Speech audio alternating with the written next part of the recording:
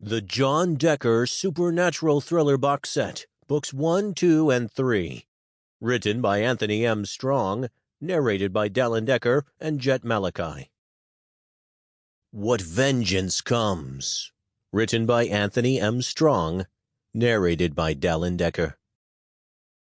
Prologue. 32 years ago. The waiting room was cold and clinical. An odor of disinfectant hung in the air, cloying and pungent.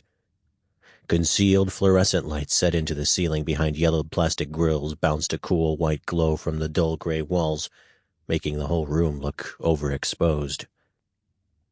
A row of hard plastic chairs stood against the wall.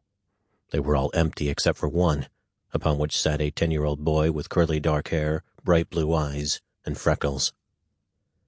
An angry bruise blossomed on his left cheek, where a badly thrown baseball had made contact the Saturday before during a Little League game. He rocked back and forth on the edge of the seat, nervous and fidgeting. Voices, low and muted, drifted from beyond a set of heavy double doors on the other side of the room. The boy couldn't tell what the occupants of the space beyond the doors were saying, but he knew it was not good. Nothing had been good for days. A tear pushed from the corner of his eye and meandered down his cheek.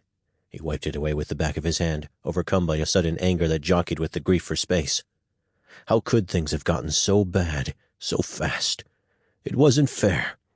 Only last week, when Bo Thornton had tossed that baseball at his face, which he claimed was an accident but probably wasn't, everything had been normal.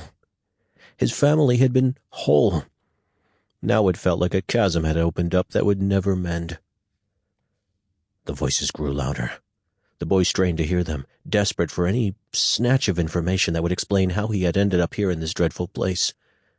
But no matter how hard he tried, he just couldn't make out the words. Not from where he was sitting, anyway. He stared at the doors, caught between his desire to know what was going on beyond them and his father's express instructions to sit tight and not to move. Eventually, after another 10 minutes had passed, the boy could stand it no longer. He stood up and tiptoed forward, counting off the steps and looking down at the ground to make sure his feet remained within the confines of the light blue tiles and didn't land over the grout lines. Tucker Williams, who lived 2 houses down, had told him that it was bad luck to step on the lines between tiles, and he didn't need any more of that. Not right now. Reaching the doors, he pushed them open just wide enough to peer through the gap, but could not see anything. Sample complete. Ready to continue?